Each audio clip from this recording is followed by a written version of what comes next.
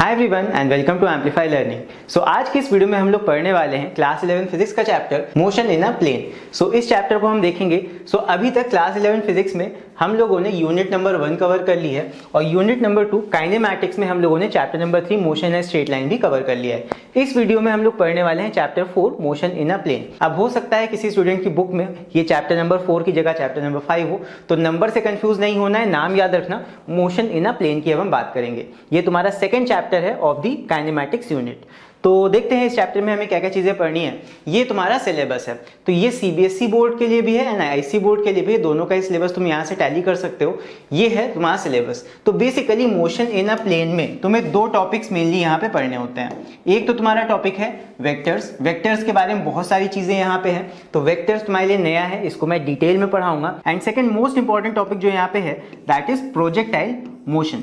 तो क्योंकि ये वीडियो बहुत लंबा हो जाएगा इसलिए प्रोजेक्टाइल वीडियो हम पढ़ेंगे अगले पार्ट में। इस पार्ट में हम कवर करेंगे वेक्टर्स के सारे topics and A to Z vectors में जितनी भी चीजें हैं वो सारी हम इस वीडियो में कवर कर रहे होंगे। तो वीडियो को पूरा एंड तक जरूर से देखना, बीच में स्किप करके मत जाना वरना पूरा कॉन्सेप्ट हमारा क्लियर नहीं हो पाएगा। राइट, सो चलो स्टार्ट करते हैं भी वेक्टर्स के साथ। सो सबसे पहले हम बात कर लेते हैं कि ये वेक्टर्स है क्या। तो वेक्टर्स को समझने के लिए तुम्हें फिजिकल क्वांटिटीज के बारे में समझना पड़ेगा।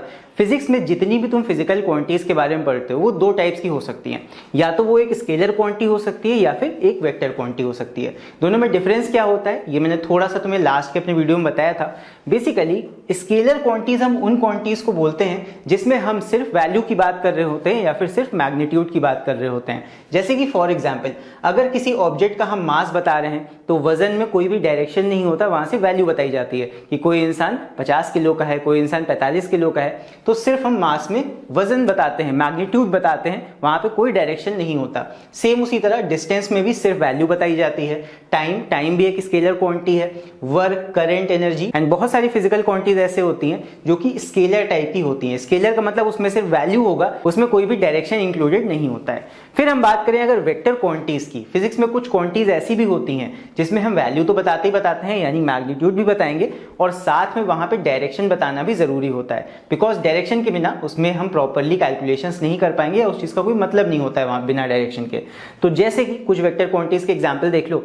वेलोसिटी स्पीड प्लस डायरेक्शन बता दोगे वो तुम्हारी वेलोसिटी हो जाती है। मतलब यहाँ पे तुमने कुछ वेलोसिटी बताया सपोज 90 किलोमीटर पर आवर और किसी डायरेक्शन को भी स्पेसिफाई कर दिया कि हाँ इस डायरेक्शन में कोई चीज मूव कर रही है, सो वो स्पीड ना होकर वेलोसिटी बन जाती है। और नॉर्मली बिना डायरेक्शन के अगर तुम वैल्यू बताओगे तो वो स्पीड कहलाती है। और भी यहाँ पे वेक्टर क्वांटिटीज होती हैं जैसे कि एक्सेलरेशन हो गया जो कि वेलोसिटी से बनती है, change in velocity upon time.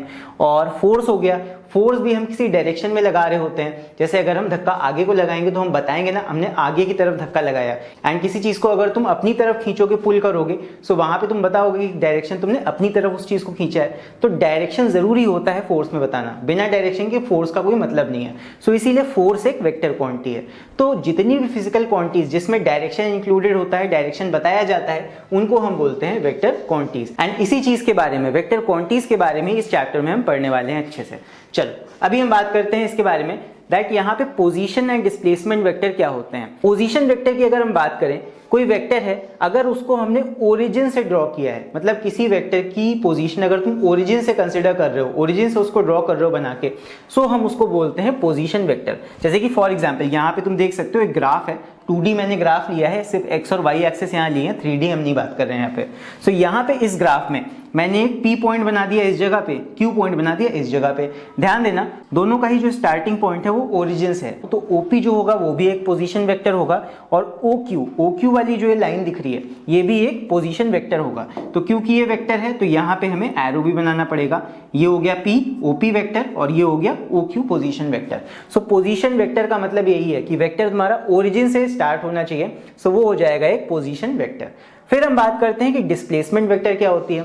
So displacement vector suppose यहाँ पे P और Q के बीच हमने इस तरह एक वेक्टर ड्रॉ कर दिया P से Q तक। अब ध्यान रखना ये जो P से Q तक का वेक्टर मैंने ड्रॉ किया है ये ओरिजिन से नहीं बन रहा है, ये P पॉइंट से Q पॉइंट तक बन रहा है। सो इस वेक्टर को हम बोलेंगे डिस्प्लेसमेंट वेक्टर। सो सिंपल है, कोई वेक्टर अगर एक पॉइंट से, ओरिजिन से नहीं, एक पॉइंट से दूसरे पॉइंट तक ड्रॉ किया गया है, so that is called displacement vector. Simple है। अब यहाँ पे OP यानी कि ये वाला वेक्टर और ये वाला वेक्टर, ये दोनों तो पोजीशन वेक्टर है, लेकिन जो मैंने ये P से Q तक का रेड कलर में ये वेक्टर बनाया है ये क्या हो जाएगा, this is a displacement vector. और इसकी वैल्यू क्या होगी, अगर इसकी वैल्यू निकालना चाहो तो इसकी वैल्यू तुम निकाल सकते हो, जो तुम्हारा हेड होता है, हेड पॉइंट, वो वाला वेक्टर ले लो r2 और इसमें से माइनस कर दो जहां पे तुम्हारी टेल टच हो रही है यानी कि बैक साइड, यानी कि r1। सो इस तरह हम वैल्यू भी निकाल सकते हैं अपने डिस्प्लेसमेंट वेक्टर का यानी कि PQ का। PQ will be equal to जहां पे हेड टच हो रहा है उस वाले वेक्टर में से दूसरा वाला वेक्टर पीछे वाला माइनस कर दो। सो इस तरह हम इसकी वैल्यू भी निकाल सकते हैं। सो ये दो टाइप्स के वेक्टर होते हैं, हो सकता है इस पे डिफरेंस पूछ लिया जाए या फिर तुम्हें पता होना चाहिए एटलीस्ट कि दोनों में क्या डिफरेंस होता है। तो चलो इसके बाद अब हम बात करते हैं अपने अगले टॉपिक की, जो कि है जनरल नोटेशन, यानी कि वेक्टर्स को कैसे बनाया जाता है, कैसे ड्रॉ किया जाता है एंड क्या उसका नोटेशन होता है। सपोज हमें एक वेक्टर को ड्रॉ करना है, तो वेक्टर को ड्रॉ करने का तरीका ये होता है कि यहाँ पे हम एक एरो बना देते हैं और इसी एरो से हम वेक्टर्स को रिप्रेजेंट करते हैं। सपोज ये हमारा एरो है, इसमें जो ये पॉइंट है इसको बोला जाता है हेड और जो बैक साइड इसका होगा वो टेल होगा। सो यहाँ पे एक हेड होगा एक टेल होगा, यही बता रहा है कि वेक्टर का डायरेक्शन हेड की तरफ पॉइंट कर रहा है, ये आगे की तरफ ऐसे बढ़ रहा है। तो कहीं ना कहीं वेक्टर्स को हम एक एरो की हेल्प से ही ड्रॉ करते हैं या फिर बताते हैं। सो यहाँ पे जो लेंथ होता है इस एरो का रिप्रेजेंट्स द मैग्नीट्यूड। तो यहाँ पे जितना भी लंबा, तुम मान लो बहुत लंबा यहाँ पे एरो बना दोगे मतलब कि मैग्नीट्यूड ज्यादा है, तुमने छोटा सा वेक्टर बनाया, छोटा सा एरो बनाया, दैट मीन्स कि उसका वैल्यू या फिर मैग्नीट्यूड कम है। और यहाँ पे हेड जो होता है, हेड हमें क्या बता रहा है, हेड हमें डायरेक्शन ऑफ द वेक्टर बता रहा होता है। सो एरो की हेल्प से हम मैग्नीट्यूड तो बता ही रहे हैं, उसकी लंबाई कम या ज्यादा करके, और साथ में हेड बना के हम ये भी बता रहे हैं कि उस वेक्टर का डायरेक्शन किस साइड है। आई होप इसका रिप्रेजेंटेशन समझ में आ गया होगा कि वेक्टर्स को कैसे बनाना है। बहुत ही सिंपल सा है। अब यहाँ पे वेक्टर्स को हम लिखते कैसे हैं वो समझ लो। वेक्टर्स हमेशा कैपिटल लेटर से लिखे जाते हैं या डिनोट किए जाते हैं। कैपिटल लेटर के ऊपर अगर तुम एक एरो हेड इस तरह बना दोगे, सो उसका मतलब है कि अब ये एक नॉर्मल वेरिएबल नहीं है, ये वाला वेरिएबल एक वेक्टर है या फिर ये वेक्टर वैल्यू को स्टोर करके चल रहा है। तो चलो ये तो हो गया वेक्टर्स का नोटेशन। अब हम बात करते हैं कि दो वेक्टर्स को हम इक्वल कब बताते हैं या इक्वालिटी ऑफ वेक्टर्स क्या होती है। सो जब दो वेक्टर्स का मैग्नीट्यूड और उनका डायरेक्शन दोनों ही इक्वल होता है तब हम बोलते हैं कि दो वेक्टर्स आपस में इक्वल है। जैसे कि फॉर एग्जांपल देखो, मैंने यहाँ पे चार वेक्टर्स बनाए हैं, चारों का ही अगर तुम लेंथ मेजर करोगे, चाहे ए का हो, चाहे बी का हो, सी का हो, चाहे डी का हो, लेंथ मैंने सबका बराबर रखा है और सारे ही वेक्टर्स का डायरेक्शन भी पैरेलल है आपस में। जो डी वाला वेक्टर है उसका डायरेक्शन देखो ऑपोजिट है, बस यही है फर्क, बाकी सारे वेक्टर्स का लेंथ इक्वल है, डायरेक्शन भी इक्वल है। डी वाला वेक्टर बस ऑपोजिट साइड में ऐसे मूव कर रहा है। तो यहाँ पे क्योंकि मैग्नीट्यूड यानी कि जो लंबाई है मैग्नीट्यूड यही शो करती है और यहाँ पे डायरेक्शन भी तीनों वेक्टर्स का सेम है, तो हम कह सकते हैं दैट ए वाला वेक्टर बराबर है बी वाले वेक्टर के, ये बराबर है सी वाले वेक्टर के। तो ये तीनों वेक्टर्स तो बराबर हो गए। लेकिन जो डी वाला वेक्टर है इसकी लंबाई तो सेम है, बट ये ऊपर की तरफ जाने की बजाय इनके ऑपोजिट डायरेक्शन में नीचे की तरफ जा रहा है। सो इसीलिए इस वाले वेक्टर पे हमने एक माइनस सिंबल लगा दिया है। सो बस माइनस डी कर दोगे तो यानी कि इसको हम ऑपोजिट वे में मान सकते हैं। तो ये तीनों ही वेक्टर्स बराबर हो जाएंगे माइनस डी के। तो ये चीज ध्यान रखना, जब भी कोई वेक्टर ऑपोजिट डायरेक्शन में होगा तो उसमें एक माइनस साइन लगा के तब हम उसको इक्वेट कर सकते हैं अपने बाकी वेक्टर्स के साथ। सो आई होप इक्वालिटी समझ गए होगे। इक्वल तब होते हैं दो वेक्टर्स जब उनका मैग्नीट्यूड भी सेम होता है और साथ में डायरेक्शन भी सेम होता है। तो यही है, दोनों के मैग्नीट्यूड एंड डायरेक्शन दोनों ही सेम होंगे तब हम बोलेंगे कि दो वेक्टर्स आपस में इक्वल हैं। सिंपल। चल इसके बाद हम बात करते हैं नेक्स्ट टॉपिक की, जो कि है addition and subtraction of vectors, यानी कि दो वेक्टर्स को हम आपस में कैसे ऐड करते हैं और कैसे सब्ट्रैक्ट करते हैं। जैसे मान लो हमारे दो वेक्टर्स हैं यहाँ पे ए एंड बी, तो यहाँ पे अगर इनका रिजल्टेंट तुम्हें बनाना हो, रिजल्टेंट की बात मैं आगे फिर से करूंगा। जैसे मान लो मैंने एक रिजल्टेंट वेक्टर बनाया जो कि ए से बी तक इस तरह जा रहा है, तो यहाँ पे इस रिजल्टेंट वेक्टर का वैल्यू क्या हो जाएगा, इसको मैं आर मान लेता हूँ। सो इस रिजल्टेंट वेक्टर का जो वैल्यू होगा R will be equal to, line से चलना, ए की तरफ से चलेंगे, जहां से इसका बॉटम पॉइंट है इधर से स्टार्ट करेंगे तो पहले वेक्टर ए आया, फिर उसके बाद ये वेक्टर बी आया, हमने दोनों को ऐड कर दिया, हमें क्या मिल जाएगा अपना resultant vector. So resultant vector will be equal to, जहां से टेल स्टार्ट हुआ है ए वेक्टर, इसमें जुड़ जाएगा बी वाला वेक्टर। सो इस तरह हम ऐड कर सकते हैं दो वेक्टर्स को, जिसकी मदद से हमें अपना रिजल्टेंट मिल जाएगा। इसी के साथ अभी हम देखते हैं सब्ट्रैक्शन कैसे करते हैं। सो अभी हम बात करते हैं अपने इस वाले केस की। सपोज यहाँ पे हमारे दो वेक्टर्स हैं ए और वेक्टर बी। अगर हमने यहाँ पे दोनों वेक्टर्स को इस तरह ज्वाइन किया, इस तरह, और इसका नाम मैंने दे दिया आर, तो इस रिजल्टेंट का वैल्यू हम कैसे निकालेंगे, ध्यान देना। जब भी हम रिजल्टेंट वेक्टर या फिर एक वेक्टर बनाते हैं दो वेक्टर्स को ज्वाइन करते हुए, जो अपना रिजल्टेंट वेक्टर होता है, सो उसकी वैल्यू हम कैसे लिखते हैं, ध्यान देना। R will be equal to, resultant vector का जो हेड है, हेड से हेड मिलना चाहिए और टेल से टेल मिलना चाहिए, ऐसे होता है। बट जहां पे भी टेल से टेल नहीं मिल रही है, टेल वाले से हेड मिल रहा है दूसरे वेक्टर का, तो उस वेक्टर को हमें निगेटिव लेना पड़ेगा। यानी कि इस वेक्टर का जो फाइनल वैल्यू होगा, पहले जहां पे इसका हेड टच हो रहा है ये वाला वेक्टर ले लेंगे, यानी कि वेक्टर ए हो गया, इसमें माइनस करना पड़ेगा क्योंकि देखो जो रिजल्टेंट वाले वेक्टर का टेल है, इससे टेल नहीं मिल रहा है, इससे बी वाले वेक्टर का हेड मिल रहा है। सो यहाँ पे हमें लेना पड़ेगा माइनस बी वेक्टर। सो इस तरह हम निकालेंगे रिजल्टेंट वेक्टर। सपोज यहाँ पे भी हमें टेल से टेल मिल रहा होता बी का, तो हम बी को ऐड करते, बट क्योंकि रिजल्टेंट की टेल से बी का हेड मिल रहा है, इसलिए हम यहाँ पे बी को माइनस करेंगे। सो इस तरह केस में हमें यहाँ पे सब्ट्रैक्शन करना होता है। सब्ट्रैक्शन कैसे करते हैं वो अभी हम क्वेश्चंस में आगे देख लेंगे।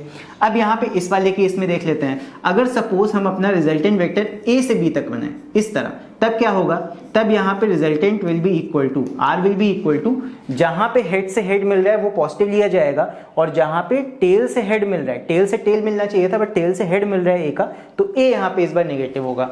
सो इसका आंसर क्या हो जाएगा, बी वेक्टर, ये पॉजिटिव रहेगा बिकॉज रिजल्टेंट के हेड से हेड मिल रहा है बी का, तो बी पॉजिटिव हो गया। टेल से टेल नहीं मिल रहा है, टेल से ए का हेड मिल रहा है, इसलिए माइनस ए वेक्टर। ये हो जाएगा हमारा resultant vector for this case. ध्यान रखना है दो अलग अलग केसेस हैं, इसको मैं यहाँ पे लाइन खींच देता हूँ, अलग कर देता हूँ।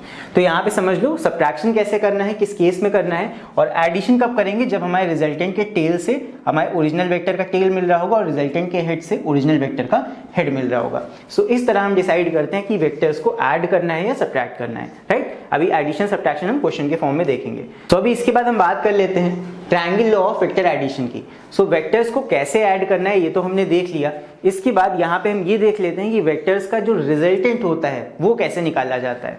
सपोज फॉर एग्जाम्पल, एक एग्जाम्पल देख लो, जैसे मान लो तुम यहाँ पे खड़े हो, एक क्या तुम्हारा कोई फ्रेंड यहाँ पे खड़ा हुआ है, हमने क्या किया, उस फ्रेंड को ऐसे दो तरफ से रस्सी से बांध दिया, एक इधर से और एक इधर से, और दोनों तरफ से फोर्स लगाया। इधर से कोई बंदा उसको रस्सी से खींच रहा है और इधर से दूसरा कोई पर्सन उसको रस्सी से खींच रहा है।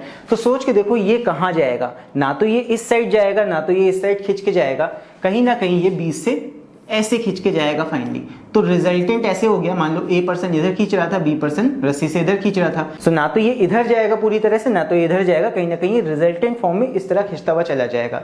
सो वेक्टर्स भी ऐसे ही काम करते हैं, वेक्टर्स में इसी चीज को तो हम समझते हैं। सो यहाँ पे रिजल्टेंट यानी कि फाइनली वो ऑब्जेक्ट मूव किधर करेगा, ये चीज निकालने के लिए हम कैसे निकालते हैं, इसका फॉर्मूला चलो अभी देखते हैं।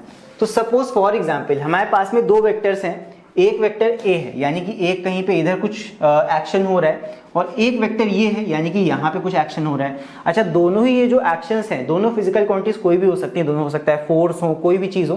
तो यहाँ पे ए तुम्हारा इस तरफ को है और ए के एक पर्टिकुलर एंगल पे बी वाला वेक्टर है। दो वेक्टर्स ऐसे सीधे स्ट्रेट लाइन में नहीं है, बट ये दोनों एक एंगल पे इस तरह इंक्लाइन है। तो यहाँ पे इस पर्टिकुलर केस में रिजल्टेंट क्या होगा देख लो, ए वेक्टर ऐसे जा रहा है, बी वेक्टर इतने थीटा एंगल पे यहाँ पे बन रहा है। सो यहाँ पे जो हमारा रिजल्टेंट होगा, रिजल्टेंट ऐसे बनेगा, ए के टेल से स्टार्ट होगा और बी के हेड तक जाके इस तरह ये रिजल्टेंट हमारा बन जाएगा।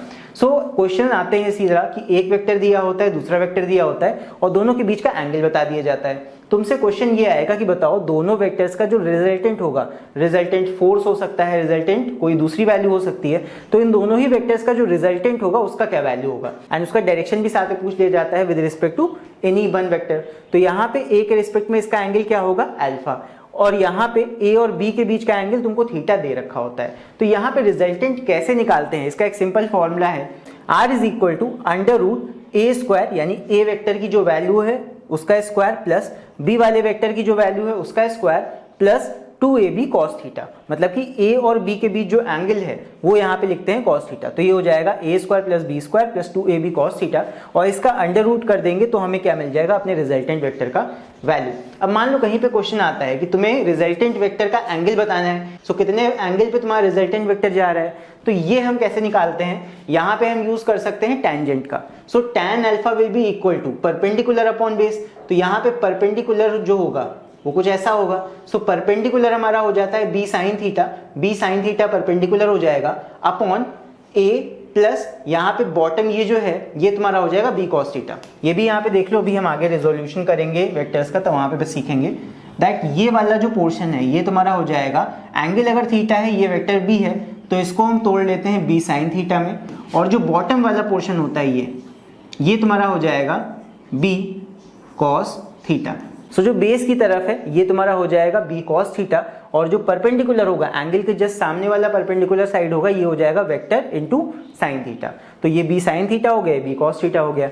अब यहाँ पे देखो tan अल्फा की वैल्यू क्या होगी, so tan alpha will be equal to perpendicular यानी कि ये वाला साइड बी साइन थीटा, ये आ गया B sine theta, upon base, base पूरा यहाँ से यहाँ तक क्या है a plus B cos theta, so नीचे हो जाएगा a plus B cos theta.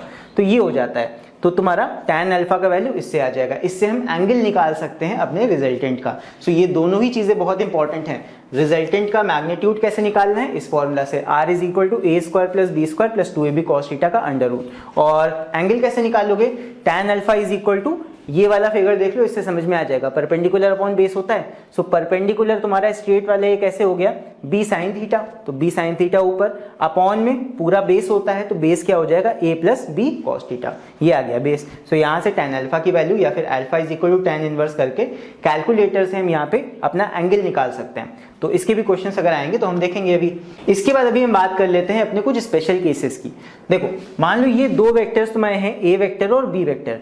एक केस यहाँ पे बहुत ही स्पेशल होता है जब तुम्हारा एंगल दोनों वेक्टर्स के बीच का 90 डिग्री हो जाता है, यानी कि जो थीटा है वो 90 डिग्री हो गया। सो यहाँ पे cos 90 तुम्हारा हो जाता है 0, तो यहाँ पे जो 2ab cos थीटा है, cos थीटा तो 0 हो गया, यानी कि ये वाला टर्म पूरा खत्म हो जाता है। सो यानी कि जब मैं दो वेक्टर्स आपस में परपेंडिकुलर होंगे, कुछ ऐसा केस होगा वेक्टर्स का, दोनों वेक्टर्स आपस में परपेंडिकुलर होंगे, तब यहाँ पे रिजल्टेंट बहुत ही सिंपल होता है a square plus B square का अंडर रूट। सो जब भी दो वेक्टर्स आपस में परपेंडिकुलर होंगे, ऐसा केस होगा परपेंडिकुलर वाला, सो वहां पे आसानी से रिजल्टेंट निकल सकता है। बस a वाला वेक्टर लो, उसका मैग्नीट्यूड का स्क्वायर कर दो, b वाला वेक्टर लो, उसके मैग्नीट्यूड का स्क्वायर कर दो और अंडर रूट निकाल लो, तुम्हारा रिजल्टेंट आ जाता है।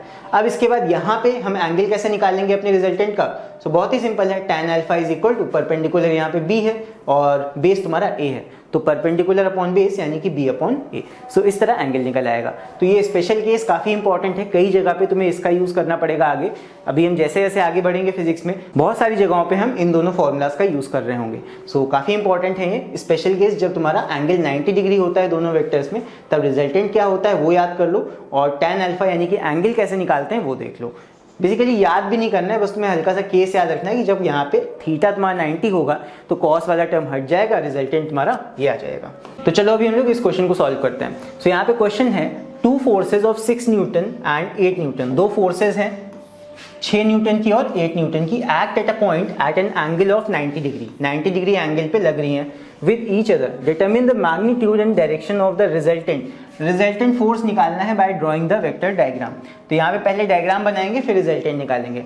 तो क्या दिया है, दो फोर्सेज है 6 न्यूटन और 8 न्यूटन की, act at a point at an angle of 90 degree, 90 degree के फोर्सेज हैं, यानी कि एक फोर्स लग रहा है 6 न्यूटन का ऐसे, तो ये हो गया 6 न्यूटन वाला फोर्स, और एक फोर्स लग रहा है 8 न्यूटन का, ये थोड़ा बड़ा होगा साइज में, ये हो गया 8 न्यूटन वाला फोर्स। सो इनके बीच का एंगल दिया हुआ है 90 degree. So we have to find the magnitude and direction of the resultant force. तो सोच के देखो, एक फोर्स इधर को लग रहा है, एक फोर्स ऊपर को लग रहा है, सो इनका रिजल्टेंट कहीं ना कहीं बीच में ऐसे बनेगा, यानी कि एक तरफ रस्सी से हम इस तरह खींच रहे हैं ऑब्जेक्ट को और एक तरफ इस तरह खींच रहे हैं, तो रिजल्टेंट जो जाएगा कहीं ना कहीं ऐसे जाएगा। ये हमारा हो गया रिजल्टेंट, इसका वैल्यू निकाल लेते हैं। सो यहाँ पे क्योंकि 90 डिग्री वाला केस है तो 90 डिग्री वाला केस लग जाएगा, यानी कि r is equal to A square plus B square का अंडर रूट। बस a तुम्हारा कितना है 6 न्यूटन, किसी को भी a और b मान सकते हो, ये हो जाएगा 6 का स्क्वायर प्लस ये हो जाएगा 8 का स्क्वायर। बस इसको सॉल्व कर लो, ये हो जाएगा 6 6 36 और 8 8 64, ये आ जाएगा तुम्हारा 100। सो 100 का अंडर रूट कितना हो जाएगा, ये हो जाएगा तुम्हारा 10। सो रिजल्टेंट फोर्स आ जाएगा तुम्हारा 10 न्यूटन। देख लो यहाँ पे आंसर हमारा करेक्टली आ गया है। और इसके बाद में एक और चीज़ हमें बतानी थी, we have to also find the direction of the resultant. Direction का मतलब यहाँ पे क्या होता है, यहाँ पे तुमसे एंगल पूछा जा रहा है कि कितने एंगल पे ये रिजल्टेंट लग रहा है। सो एंगल कैसे निकालेंगे, 90 डिग्री वाला केस है, इसमें एंगल कैसे आता है, बहुत ही सिंपल है। यहाँ पे हम यूज करेंगे कौन से फॉर्मूले का, tan theta is equal to perpendicular upon base. ध्यान रखना तुम्हारे फिगर में अगर तुमने परपेंडिकुलर जिसको माना है उसी को परपेंडिकुलर लेना। सो यहाँ पे tan theta is equal to perpendicular क्या है 8, बेस क्या है 6, तो ये हो जाएगा 8/6, यानी कि कैंसिल आउट हो जाएगा तो ये आ जाएगा 4/3। सो यहाँ से वैल्यू आ जाएगा theta is equal to tan को इस साइड ले आएंगे, ये हो जाएगा tan इनवर्स 4/3। 53। कैलकुलेटर से चाहे तो इसका वैल्यू निकाल सकते हो या फिर टेबल्स का यूज करके इसका वैल्यू निकाल सकते हो। tan इनवर्स ऑफ 4/3 ये आ जाएगा तुम्हारा 53 डिग्री। ठीक है, सो आई होप समझ में आ गया अगला क्वेश्चन। सो चलो अब इसके बाद करते हैं question number 2। So question number 2 यहाँ पे है A force of 500 Newton is acting towards east and another force of 600 Newton towards north। तो यहाँ पे दो फोर्सेस हैं और दोनों का हमें डायरेक्शन भी दे रखा है। सो जब भी डायरेक्शन बेस्ड क्वेश्चन आते हैं तो यहाँ पे डायरेक्शन हम लोग क्लियर कर लिया को पहले, तो नॉर्थ साउथ ईस्ट और ये वाला वेस्ट। तो जैसे जैसे यहाँ पे डायरेक्शंस दिए हैं उन डायरेक्शंस में हम फोर्सेस को ड्रॉ कर लेते हैं। सो यहाँ पे पहला फोर्स है, force of 500 newton is acting towards east, तो ईस्ट की तरफ 500 न्यूटन का ये फोर्स हो गया। Then towards east and another force of 600 newton towards north, और नॉर्थ की तरफ 600 न्यूटन का ये फोर्स हो जाएगा 600 न्यूटन। ये हो गया। Subtract the first force from the second by drawing a vector diagram. So we have to subtract the first force. First force हमारी कौन सी है? 500 न्यूटन वाली। सो यहाँ पे हम क्या करेंगे, यहाँ पे हम इनका रिजल्टेंट बनाएंगे कुछ इस तरह। तो रिजल्टेंट देख लो कैसा है, ये तुम्हारा जो रिजल्टेंट है इसका टेल हेड से मीट कर रहा है। तो ये अभी मैंने सब्ट्रैक्शन वाले कॉन्सेप्ट बताया था कि जो तुम्हारा रिजल्टेंट होता है उसका टेल से मिलना चाहिए, हेड से मिलना चाहिए, और जहां पे भी ये चीज नहीं हो रही होगी वो वाला वेक्टर तुम्हारा माइनस हो जाएगा। सो यहाँ पे रिजल्टेंट का जो टेल है वो तुम्हारे 500 न्यूटन वाले के हेड से मिल रहा है, तो यहाँ पे ऑपोजिट हो गया। सो ये जो रिजल्टेंट तुम्हारा है, रिजल्टेंट वेक्टर, ये हो जाएगा तुम्हारा पहला वाला फोर्स। अगर ये F1 है, इसको F1 मान लेते हैं, F1 वेक्टर, और ये तुम्हारा F2 मान लेते हैं। सो ये हो जाएगा हमारा F2 वेक्टर माइनस F1, ये हो गया। सो यहाँ पे F2 वेक्टर तो हमने पॉजिटिव ले लिया और F1 हमारा निगेटिव हो जाएगा। अब यहाँ ध्यान रखना, यहाँ सिंपल हम वैल्यू रख के ऐसे सब्ट्रैक्ट नहीं कर देंगे, यहाँ पे हमें R का वैल्यू निकालना पड़ेगा, मैग्नीट्यूड। तो रिजल्टेंट का फॉर्मूला यहाँ यूज करेंगे और उससे रिजल्टेंट हम निकालेंगे, क्योंकि वेक्टर एडिशन और सब्ट्रैक्शन डायरेक्टली नहीं होता, कभी भी ध्यान रखना। यहाँ पे रिजल्टेंट का वही फॉर्मूला लगेगा, क्योंकि यहाँ पे परपेंडिकुलर वेक्टर्स हैं तो डायरेक्ट तुम परपेंडिकुलर वेक्टर्स वाला फॉर्मूला लगा सकते हो। Resultant is equal to a square plus b square. तो यहाँ पे a ये है, b ये है, तो यहाँ पे F2 क्या हो जाएगा, ये हो जाएगा 600 स्क्वायर प्लस ये हो जाएगा 500 स्क्वायर। ऑल्दो उसकी वैल्यू हम माइनस ले रहे हैं, बट यहाँ पे क्योंकि स्क्वायर कर दोगे तो स्क्वायर होके माइनस वैसे भी पॉजिटिव बन जाएगा, तो इसलिए मैंने यहाँ पे प्लस माइनस नहीं लगाया। तो इसको सॉल्व कर लेते हैं। ये आ जाएगा कितना, 600 का स्क्वायर करोगे ये आ जाएगा 6 6 36, उसके बाद 4 0 यहाँ लग जाएंगे, फिर उसके बाद 5 5 25, और उसके बाद यहाँ भी 4 0 लग जाएंगे। ऐड कर लो इनको, ये कितना आ जाएगा, ये हो जाएगा तुम्हारा 4 0 तो ऐसे ही लगेंगे, 1 2 3 4, उसके बाद 36 प्लस 25 करोगे ये आ जाएगा 6 प्लस 5 11, और उसके बाद में 1 कैरी के ये आ जाएगा 6 1 4 टाइम्स 0 इज इक्वल टू, यहाँ पे से 4 0 में से 2 0 बाहर आएंगे तो ये आ जाएगा तुम्हारा 100 into under root of 61। So under root 61 का वैल्यू निकालोगे तो ये आ जाएगा तुम्हारा अप्रॉक्स 7.81, अप्रॉक्स इतना ही आएगा। तो इसको सॉल्व कर लो, ये हो जाएगा 781, और 781 की जगह इन्होंने 780 ले लिया है, तो 780 न्यूटन तुम्हारा रिजल्टेंट फोर्स आ जाएगा जब हम इन दोनों वेक्टर्स को सब्ट्रैक्ट करोगे। सब्ट्रैक्ट डायरेक्टली नहीं करना है, यहाँ पे वेक्टर वाला तरीका लगाना है। इसके बाद तुम्हें यहाँ पे ये भी बताना है कि यहाँ इसका मैग्नीट्यूड तो हो गया, डायरेक्शन क्या आएगा वो भी निकाल लेते हैं। सो डायरेक्शन कैसे आएगा, डायरेक्शन के लिए यहाँ ये एंगल हमें रिजल्टेंट का बताना है, थीटा, ये कितना होगा। सो रिजल्टेंट के एंगल के लिए हम फॉर्मूला लगाएंगे, theta is equal to tan inverse perpendicular upon base, perpendicular हमारा 600 है, डिवाइड बाय बेस कितना है 500, ये हो गया। तो यहाँ पे 0 0 कट जाएंगे, 6/5 बचेगा। सो ये आ जाएगा tan इनवर्स 6/5। इसकी तुम वैल्यू भी निकाल सकते हो, ये आ जाएगा अप्रॉक्स 50.1 डिग्री। और ये 50.1 डिग्री कहाँ से आएगा, ये आएगा तुम्हारा ये वाली लाइन से। ये वाली लाइन तुम्हारी ईस्ट वाली लाइन है, सो ये हो जाएगा नॉर्थ फ्रॉम ईस्ट। तो ईस्ट वाली लाइन से मैंने एंगल निकाला है, ये एंगल तुम्हारा 50.1 आएगा। अगर तुम यहाँ पे नॉर्थ वाली लाइन से निकालोगे तो 90 डिग्री में से इसको माइनस कर दो, तुम्हें नॉर्थ वाली साइड से ये मिल जाएगा, क्योंकि आंसर में 39 दे रखा है, जो कि तुम्हारा नॉर्थ साइड से वेस्ट की तरफ कितना एंगल है, ये वाला एंगल उन्होंने यहाँ पे बता दिया, ये वाला एंगल, मैंने ये वाला एंगल बताया। सो ये आ जाएगा तुम्हारा 50.1 डिग्री नॉर्थ फ्रॉम ईस्ट। सो इसके बाद अब हम बात करते हैं अपने नेक्स्ट टॉपिक की, जो कि है यूनिट वेक्टर्स। अब यूनिट वेक्टर्स क्या होते हैं, तो वेक्टर्स के बारे में हमने समझ लिया।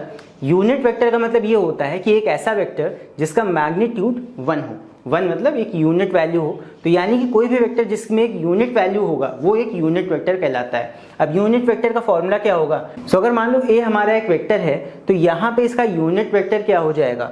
यूनिट वेक्टर ऑफ ए निकालने के लिए यूनिट वेक्टर को हम रिप्रेजेंट कैसे करते हैं ध्यान देना। ए लिखेंगे जो हमारा सिंबल है, उसके ऊपर एरो हेड ना लगा के यहाँ पे हम कैप लगा देते हैं। कैप का मतलब होता है उस वेक्टर का यूनिट, तो यानी कि ये यूनिट वेक्टर हो जाएगा ए कैप इज इक्वल टू, तुमने ए वेक्टर लिया और उसको डिवाइड कर दिया ए के मैग्नीट्यूड से, यानी कि सपोज ए वेक्टर था उसका हमने मैग्नीट्यूड वैल्यू निकाला, मान लो 10 या 20 जो भी आया, उससे डिवाइड कर दिया तो हमें उसका एक यूनिट वेक्टर मिल जाएगा। मतलब उसके वेक्टर में से मैग्नीट्यूड सारा निकल जाएगा और हमें सिर्फ डायरेक्शन रह जाएगा हमारे पास में। तो यूनिट वेक्टर का काम होता है डायरेक्शन बताना, उसमें कोई भी वैल्यू नहीं होगा, मैग्नीट्यूड नहीं होगा, बिकॉज मैग्नीट्यूड यहाँ पे कैंसिल आउट हो जाता है।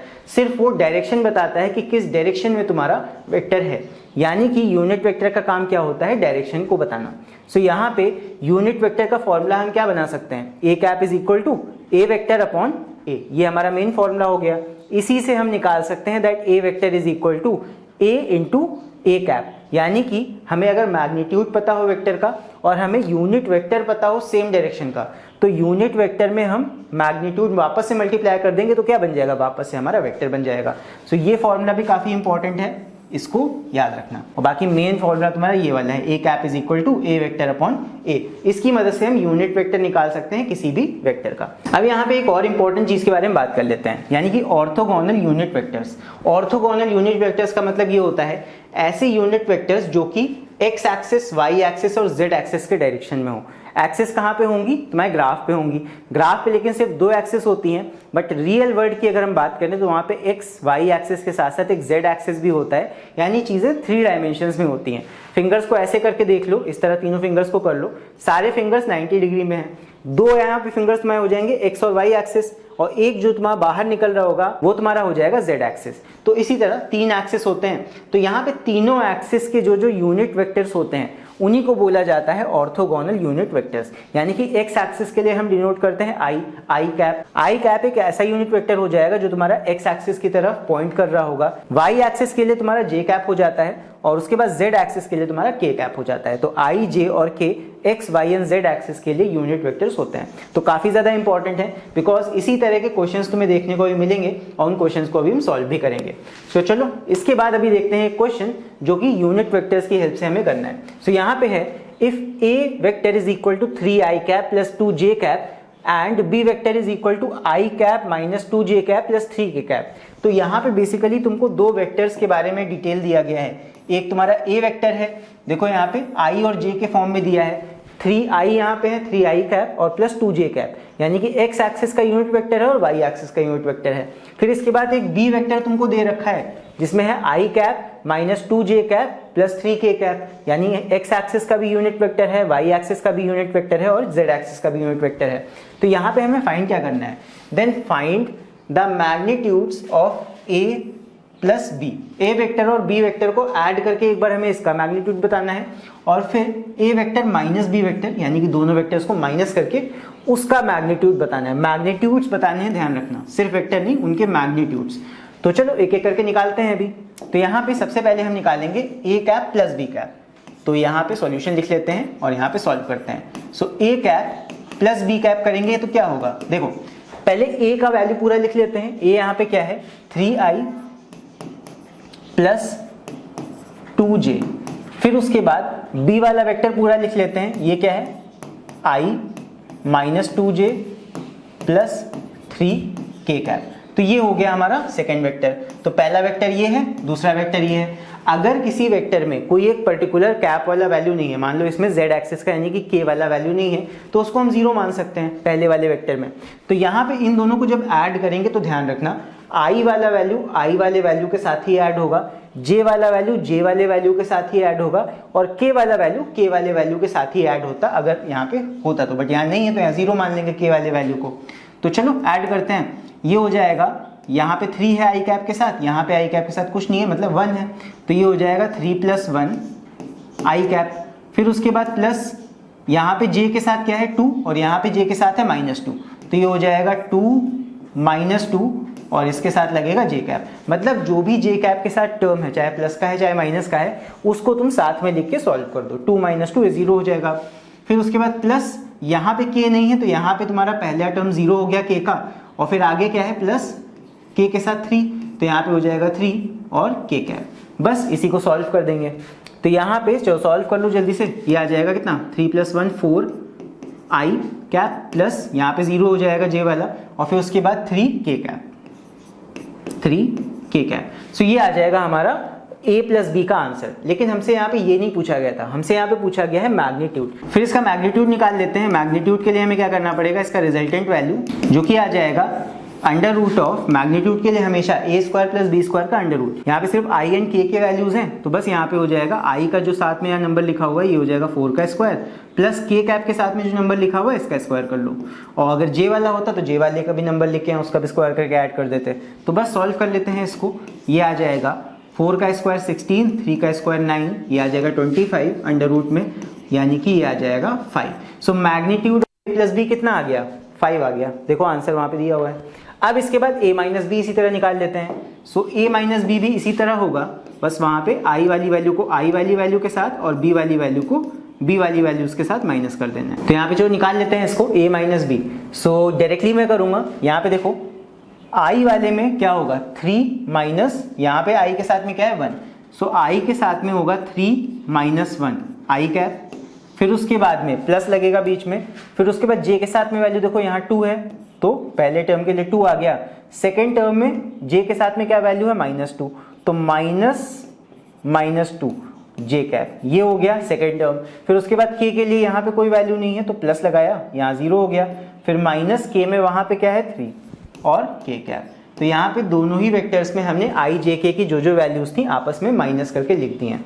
बस सॉल्व कर लो इसको। ये आ जाएगा 3 - 1, ये हो जाएगा 2 आई कैप। फिर उसके बाद 2 - -2 ये हो जाएगा +4 जे कैप। फिर उसके बाद में लास्ट में क्या है k, तो ये हो जाएगा -3 के कैप। अब यहाँ पे अगेन हमें मैग्नीट्यूड बताना था, तो यहाँ मैग्नीट्यूड निकाल लेंगे। a कैप - b कैप का magnitude which is equal to √, यहाँ पे i j के तीनों के टर्म्स है तो तीनों का स्क्वायर कर लो। पहले 2 का स्क्वायर होगा, प्लस 4 का स्क्वायर होगा, देन प्लस -3 का भी स्क्वायर होगा। माइनस का स्क्वायर होगा तो पॉजिटिव ही हो जाएगा वैसे भी। तो बस निकाल लेते हैं इसको। कितना आएगा √, 2 का स्क्वायर 4 हो गया, 4 का स्क्वायर 16 हो गया, प्लस 3 का स्क्वायर 9 हो गया, यानी कि ये आ जाएगा 16 + 4 20 और 29, यानी कि √29 यहाँ पे मैग्नीट्यूड आ जाएगा हमारे सेकंड वेक्टर का, जो कि है a वेक्टर - b वेक्टर। देख लो √29 is the answer. So I hope समझ में आ गया होगा तुम लोग को ये वाला क्वेश्चन भी। सो इसके बाद अभी आते हैं नेक्स्ट टॉपिक पे, दैट इज वेरी इंपॉर्टेंट, जो कि है रेजोल्यूशन ऑफ वेक्टर्स। ये तुम्हारा बहुत ज्यादा काम आएगा प्रोजेक्टाइल मोशन में भी। तो समझते हैं इसको क्या है। सपोज हमारे सामने एक वेक्टर है और जो कि इस तरह इस एंगल पे एक बना हुआ है, थीटा एंगल मान लो इसका है। ये एक वेक्टर है कोई भी, इसको मान लेते हैं सपोज a।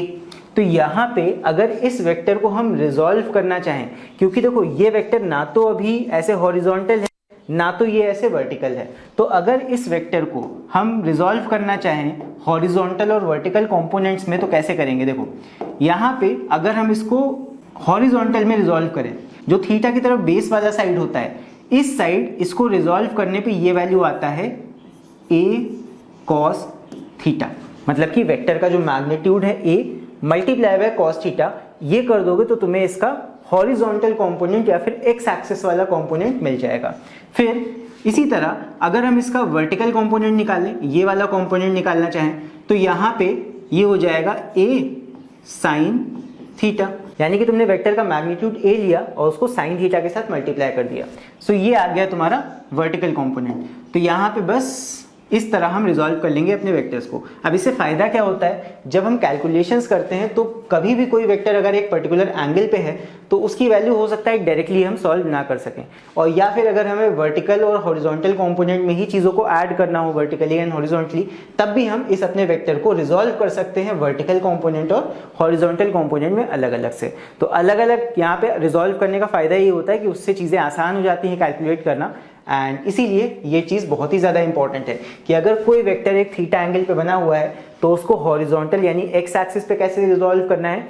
हमेशा ये चीज़ नहीं होती कि एक्स एक्सिस पे ही रिजॉल्व करना है, लेकिन ये चीज़ देख लो, जिस तरफ थीटा होगा उसकी तरफ जब रिजॉल्व किया जाएगा तो वो कॉस थीटा के फॉर्म में आएगा, और थीटा वाले एंगल के ऑपोजिट साइड जो परपेंडिकुलर होगा वहां पे जब अपना वेक्टर रिजॉल्व करेंगे तो ये हो जाएगा ए साइन थीटा, ए अगर मैग्नीट्यूड है हमारे वेक्टर का तो इस तरह रिजॉल्व होता है। ठीक है, तो चलो इसी के ऊपर बेस्ड अभी ये क्वेश्चन करते हैं।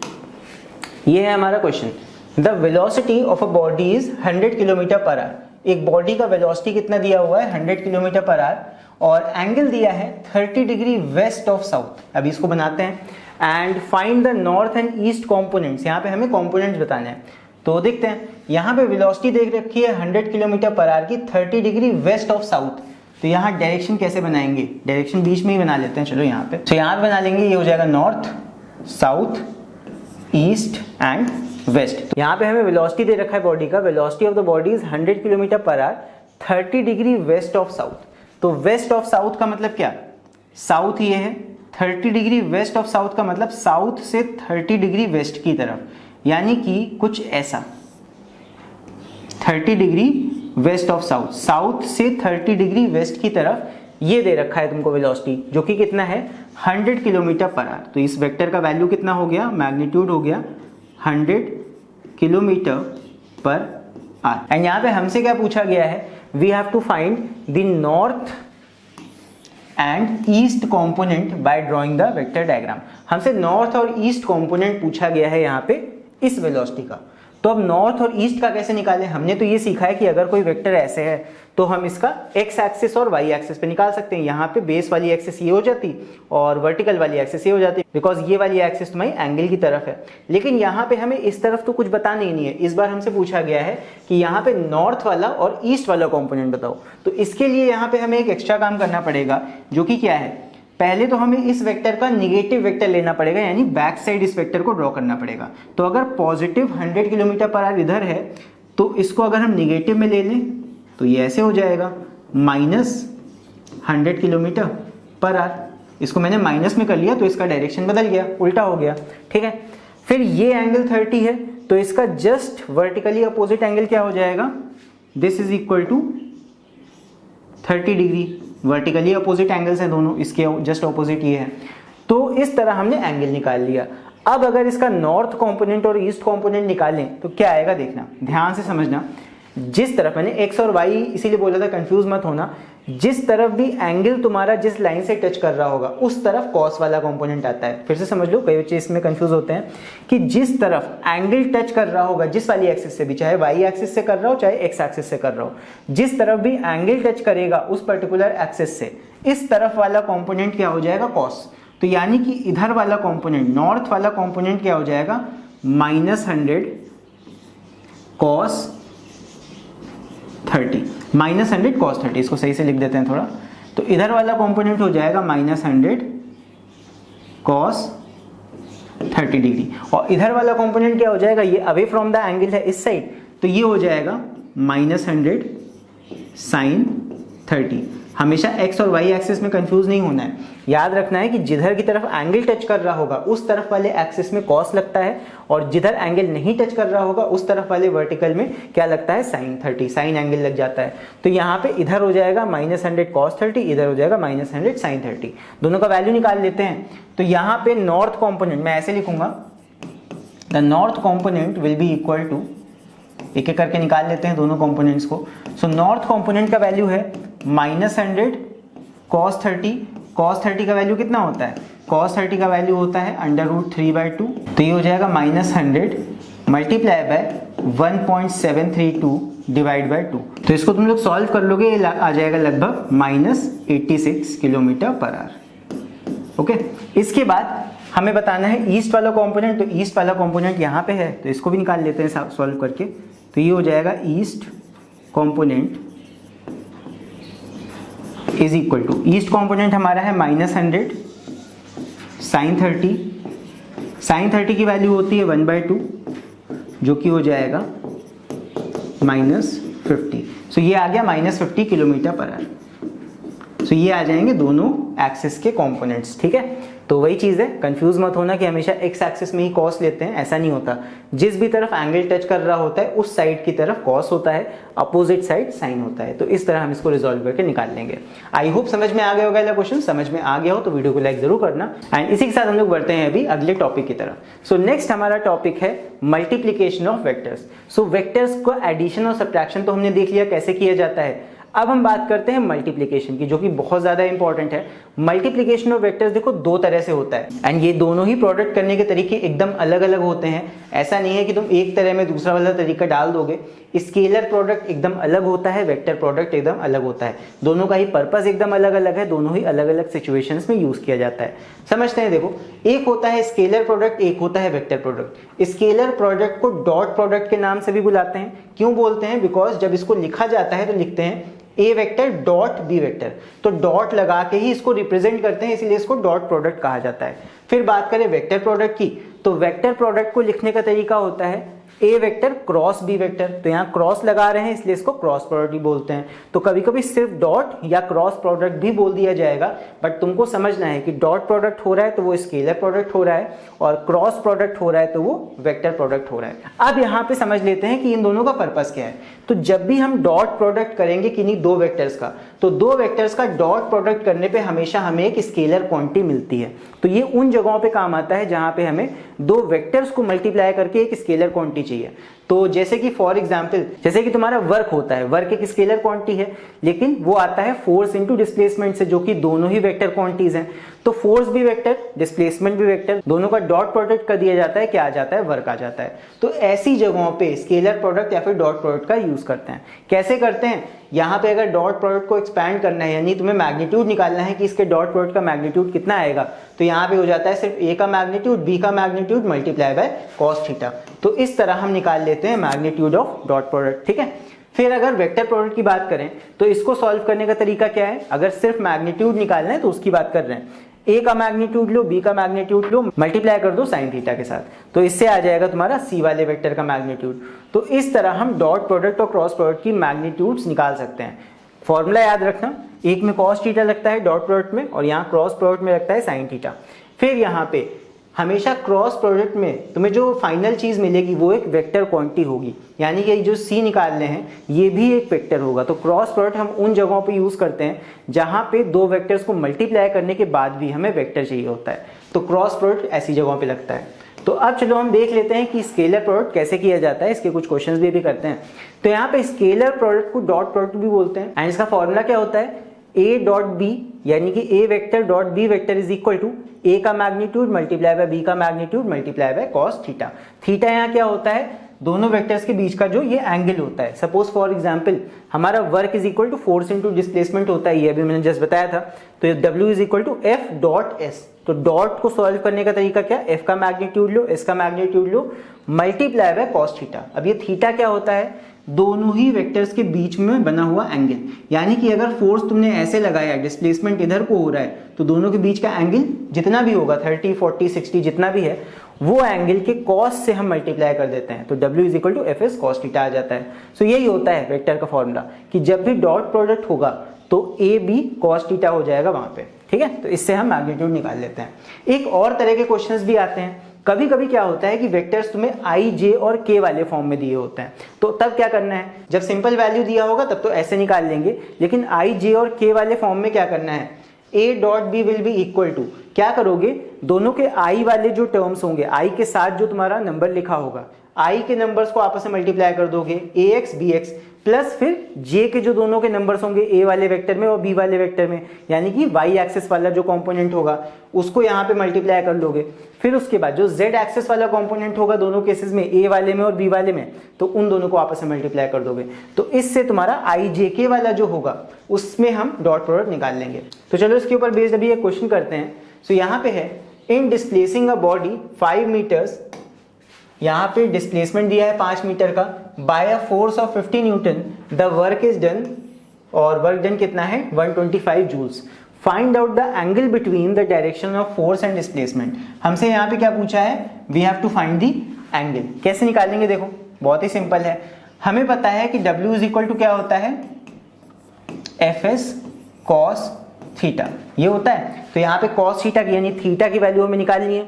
तो वर्क डन हमें दे रखा है 125 इज इक्वल टू फोर्स हमें दे रखा है कितना, फोर्स है 50 न्यूटन का और डिस्प्लेसमेंट कितना है 5 मीटर का, और कॉस थीटा है ऐसे मल्टीप्लाई में लगा देते हैं। तो बस इसको सॉल्व कर लो, 50 और 5 इधर ले आओ, ये हो जाएगा 125 divide by 50 into 5 is equal to cos theta. बस सॉल्व कर लो इसको, ये हो जाएगा 5 से कैंसिल होके 5 2 ज़ा 10 और 5 5 ज़ा 25, ये हो जाएगा 5 1 ज़ा 5। फिर उसके बाद फिर से 5 से काट दो या 25 से पूरा काट दो, 25 1 ज़ा 25, 25 2 ज़ा 50। सो यहाँ से निकल के आएगा cos theta is equal to 1/2। So यहाँ से थीटा इज इक्वल टू क्या हो जाएगा, theta will be equal to 1/2। किस वाले एंगल की वैल्यू होती है कॉस में, ये होती है 60 डिग्री की। तो theta will be equal to 60 degree. ठीक है, तो 60 डिग्री एंगल आ जाएगा तुम्हारा फोर्स और डिस्प्लेसमेंट के बीच का। आई होप समझ में आ गया होगा। इसके बाद बढ़ते हैं नेक्स्ट क्वेश्चन की तरफ, इसको करते हैं अभी। The magnitude of two vectors A vector and B vector are 5 and 4 units. तो दो वेक्टर्स दिए हैं ए और बी और इनका मैग्नीट्यूड दिया है 5 और 4 units and the angle between them is 30 degree. तो एंगल भी दे रखा है, थीटा दोनों के बीच का दे रखा है। Find the value of A dot B. A dot B का वैल्यू बताना है, बहुत ही सिंपल क्वेश्चन है ये। यहाँ पे हमसे पूछा गया है ए डॉट बी का वैल्यू। सो यहाँ पे ए का मैग्नीट्यूड कितना है 5, बी का मैग्नीट्यूड कितना है 4। तो ए बी कॉस थीटा होता है multiply by cos theta, theta कितना दे रखा है 30, आ जाएगा आसानी से। ये हो जाएगा तुम्हारा 5 4 ज़ा 20 और cos 30 की वैल्यू क्या हो जाएगी, ये हो जाती है √3/2।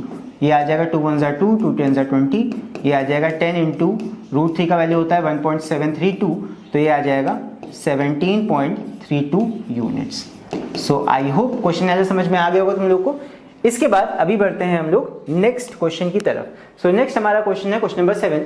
The sum and difference of two vectors A vector and B vector are this. एक ए प्लस बी का वैल्यू हमें दे रखा है और एक ए माइनस बी का वैल्यू हमें दे रखा है। सो यहाँ पे हमें फाइंड करना है, find the magnitude of each vector and their scalar product A dot B. तो पहली बात तो ये कि हमें यहाँ पे ए और बी का वैल्यू निकालना पड़ेगा। तो ए बी कैसे आएगा, देखो यहाँ पे दो इक्वेशन दे रखी हैं। एक इक्वेशन तुमको ये दे रखा है इक्वेशन 1 और एक इक्वेशन तुमको a माइनस बी का दे रखा है ये। तो हम क्या करेंगे, एक बार दोनों इक्वेशंस को आपस में ऐड कर देंगे और एक बार दोनों इक्वेशंस को सब्ट्रैक्ट कर देंगे। तो यहाँ पे फर्स्ट एक बार दोनों इक्वेशंस को चलो ऐड करते हैं। सो ये दे रखा है a vector plus b vector is equal to 2i plus 6j plus k। फिर उसके बाद में दूसरा इक्वेशन हमें दे रखा है a vector minus B vector is equal to 4i plus 2j minus 11k। तो बस एक बार इसको ऐड करेंगे फिर एक बार इसको सब्ट्रैक्ट करेंगे। तो एक बार ऐड करते हैं चलो। तो जब ऐड किया जाएगा तो यहाँ पे b से b कट जाएगा, फिर उसके बाद में ये क्या आएगा, ये आएगा हमारा 2a vector twice of a vector is equal to 4 plus 2a हो जाएगा 6i cap plus 6 plus 2a हो जाएगा 8j कैप और उसके बाद 1 माइनस 11 तो ये आ जाएगा माइनस का 10k कैप। ये आ गया हमारा क्या 2a। तो यहाँ पे 2 से डिवाइड कर दो होल इक्वेशन को, ये हो जाएगा a vector is equal to 3i cap plus 4j cap minus 5k cap. अब बस फिर इन दोनों इक्वेशंस को इस बार हम माइनस कर देंगे, तब देखते हैं क्या आता है। तो ये हो जाएगा a vector plus b vector is equal to 2i cap plus 6j cap plus k cap. फिर उसके बाद में दूसरा वेक्टर दिया हुआ है a vector minus b vector is equal to 4i cap plus 2j cap minus 11k cap. बस minus कर लो इन दोनों इक्वेशंस को। तो जब माइनस किया जाएगा तो यहाँ पे साइन चेंज होगा हर एक का, ये माइनस हो जाएगा, ये प्लस हो जाएगा, ये माइनस और ये प्लस। तो यहाँ पे a से a कटेगा इस बार, तो क्या बचेगा हमारे पास b प्लस बी यानी कि 2 twice of b vector is equal to ये हो जाएगा 2 माइनस 4। सो 2 माइनस 4 यानी कि बचेगा माइनस का 2i कैप। फिर उसके बाद में यहाँ पे 6 माइनस 2 हो जाएगा, ये बचेगा प्लस का 4j कैप और उसके बाद k प्लस 11k ये हो जाएगा तुम्हारा प्लस 12k कैप। तो ये a और b वेक्टर तो आ गए। अच्छा यहाँ पे 2b है, अभी 2 से डिवाइड भी कर लो तो ये हो जाएगा b vector is equal to ये हो जाएगा minus i cap plus 2j cap और प्लस 6k कैप। ये हमने 2 से डिवाइड कर दिया पूरे इक्वेशन को। तो यहाँ पे ये आ गया हमारा a वेक्टर, ये आ गया a वेक्टर और ये आ गया b वेक्टर। तो यहाँ पे हमसे क्या पूछा गया है, we have to find the magnitude of each vector और उसके बाद देयर स्केलर प्रोडक्ट। तो पहले मैग्नीट्यूड निकलेगा दोनों का, तो a का मैग्नीट्यूड निकाल लेते हैं पहले। तो a का magnitude of a will be equal to under root of 3 का स्क्वायर प्लस 4 का स्क्वायर प्लस -5 का स्क्वायर। तो ये कितना आ जाएगा, ये हो जाएगा अंडर रूट ऑफ 9 प्लस 4 4 जा 16 प्लस यहाँ पे हो जाएगा 25। सो ये आ जाएगा कितना, 9 प्लस 16, ये आ जाएगा 25, 25 प्लस 25 ये आ जाएगा 50। तो यानी कि ये आ जाएगा हमारा, पहले अंदर आएगा 25 इंटू 2, 25 में से 5 बाहर ला सकते हो, तो ये आ जाएगा 5 अंडर रूट 2। तो इसका वैल्यू आ गया, ये आ गया a का वैल्यू, a का मतलब मैग्नीट्यूड। फिर इसी तरह b का मैग्नीट्यूड निकाल लेते हैं। तो magnitude of b vector will be equal to under root of, यहाँ पे हो जाएगा -1 का स्क्वायर क्योंकि i के साथ -1 है, फिर उसके बाद में यहाँ पे j के साथ में 2 है तो प्लस 2 का स्क्वायर, फिर k के साथ में 6 है तो प्लस 6 का स्क्वायर। इस तरह हम मैग्नीट्यूड निकालते हैं किसी भी वेक्टर का जो कि ij के फॉर्म में दिया होता है। फिर यहाँ पे कितना आ जाएगा, ये अंडर रूट 1 प्लस 2 2 जा 4 और 6 6 जा 36। सो ये आ जाएगा कितना, ये हो जाएगा अंडर रूट ऑफ 41। तो ये आ गया b का मैग्नीट्यूड जो कि देख लो सही है। ये आया था अंडर रूट 50, तो ये रूट 5 रूट 2 मैंने ले लिया था, इसको हम अंडर रूट 50 भी लिख सकते थे 5 रूट 2 को, ठीक है। उसी में से मैं 25 में से 5 बाहर निकाल लिया था। इसके बाद अब इन दोनों का हमें क्या निकालना है, डॉट प्रोडक्ट। तो डॉट प्रोडक्ट भी जो निकाल लेते हैं। सो डॉट प्रोडक्ट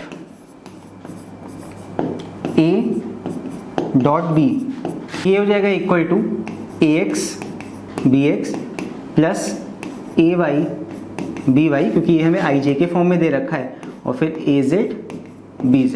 तो यहाँ पे देख लो दोनों का जो i वाला वैल्यू है वो ax bx हो जाएगा। सो a वेक्टर में i के साथ में 3 है, b वेक्टर में i के साथ है -1 है। सो ये हो जाएगा 3 मल्टीप्लाई बाय -1, फिर प्लस ay by, यहाँ पे ay है तुम्हारा 4 और by क्या है 2, तो ये हो जाएगा 4 इंटू 2 प्लस az हमारा है -5 और यहाँ पे bz क्या है 6, तो -5 मल्टीप्लाई बाय 6। बस इसको सॉल्व कर लो, ये हो जाएगा -3 प्लस 8 और उसके बाद ये हो जाएगा -6 5 जा 30। सो ये हो गया -33 प्लस 8, ये आ जाएगा हमारा 25 और माइनस का हो गया। सो इन दोनों का डॉट प्रोडक्ट आ जाएगा -25। सो आई होप ये वाला क्वेश्चन तुम लोग को समझ में आ गया होगा। देख लो ये था क्वेश्चन एंड इसका आंसर हम लोगों ने इस तरह कुछ निकाल लिया है। सो आई होप ये समझ में आ गया होगा। इसके बाद अभी बढ़ते हैं नेक्स्ट क्वेश्चन की तरफ। सो यहाँ पे है calculate the values of first part. First part हमारा है j multiply by 2i cap minus 3j cap plus k cap. तो ये कैसे सॉल्व करना है देख लो। यहाँ पे बेसिकली इस j को हम मल्टीप्लाई कर देंगे अंदर पूरे ब्रैकेट के साथ, जो कि आ जाएगा फर्स्ट पार्ट में मैं डायरेक्ट कर रहा हूँ, तो ये हो जाएगा 2i कैप j कैप फिर minus 3j cap dot j cap और फिर plus k cap dot j cap. अब एक चीज याद रखना कि डॉट प्रोडक्ट में कभी भी दो जो परपेंडिकुलर यहाँ पे वेक्टर्स होते हैं उनका डॉट प्रोडक्ट हो जाता है 0। यानी कि जब भी कोई दो यूनिट वेक्टर्स जो कि आपस में परपेंडिकुलर हैं उनका डॉट प्रोडक्ट होगा तो वो 0 हो जाएगा। यानी कि अगर i j के साथ मल्टीप्लाई हो रहा है तो वो 0 होगा, अगर j k के साथ मल्टीप्लाई हो रहा है तो वो 0 होगा, अगर k यहाँ पे i के साथ मल्टीप्लाई हो रहा है तो वो भी 0 होगा। तो यानी कि दो अलग अलग डिफरेंट लेटर्स आपस में मल्टीप्लाई हो रहे हैं, अलग अलग यूनिट वेक्टर्स आपस में मल्टीप्लाई हो रहे हैं, डायरेक्शन जिनका 90 डिग्री है आपस में, तो वो 0 हो जाता है, सिर्फ सेम वाला बचेगा। तो यहाँ पे ये 0 हो जाएगा, माइनस बस ये बचेगा 3 और ये j कैप हो गया सीधे सीधे, 3 1 जा 3 आएगा, और यहाँ पे लास्ट में क्या है k इंटू j, तो ये हो जाएगा तुम्हारा 0। यहाँ पे क्या बचेगा, ये बचेगा -3।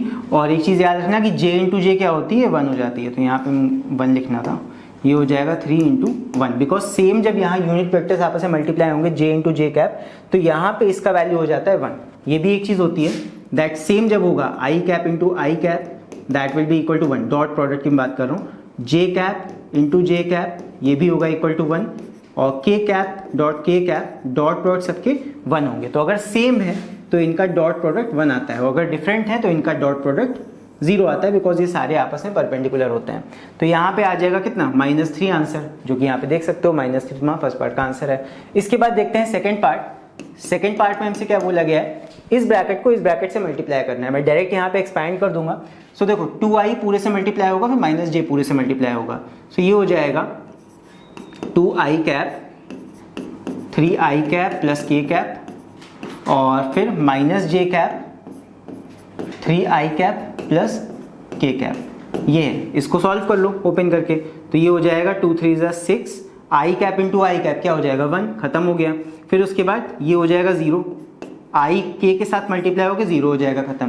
फिर उसके बाद j यहाँ पे i के साथ मल्टीप्लाई होगा 0 हो जाएगा, तो ये हो जाएगा 0। फिर उसके बाद j k के साथ मल्टीप्लाई होगा, ये भी हो जाएगा 0, ये भी खत्म हो गया। सो फाइनली यहाँ पे कितना आंसर आ जाएगा, ये आ जाएगा 6, प्लस का 6 is the answer. I hope समझ में आ गया होगा क्वेश्चन। चलो इसी के बाद बढ़ते हैं फिर नेक्स्ट क्वेश्चन की तरफ। नेक्स्ट है हमारा क्वेश्चन नंबर 9। सो यहाँ पे है अंडर अ फोर्स, और फोर्स यहाँ पे दे रखा है आई जे के फॉर्म में 10i - 3j प्लस 6k, और न्यूटन में है force. A body of mass 5 kg, body का मास 5 kg दे रखा है, is displaced from the positions, position दे रखा है हमें 6i + 5j - 3k to the position 10i - 2j plus 7k metre.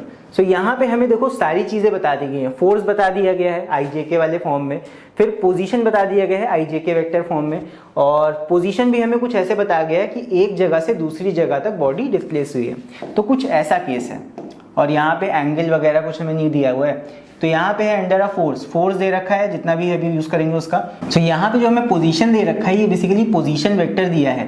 तो इनिशियल पोजीशन हमारी क्या है, 6i plus 5j cap minus 3k cap, और यहाँ से हमने कहाँ तक डिस्प्लेस किया है बॉडी को, from position this to the position 10i, यहाँ पे है 10i cap minus 2j cap plus 7k cap. यहाँ से यहाँ तक की पोजीशन तक हमने डिस्प्लेसमेंट किया है। तो जब हम इन दोनों वेक्टर्स को, ये दोनों पोजीशन वेक्टर हैं, इन दोनों पोजीशन वेक्टर को माइनस करेंगे तब क्या हमें मिलेगा, डिस्प्लेसमेंट।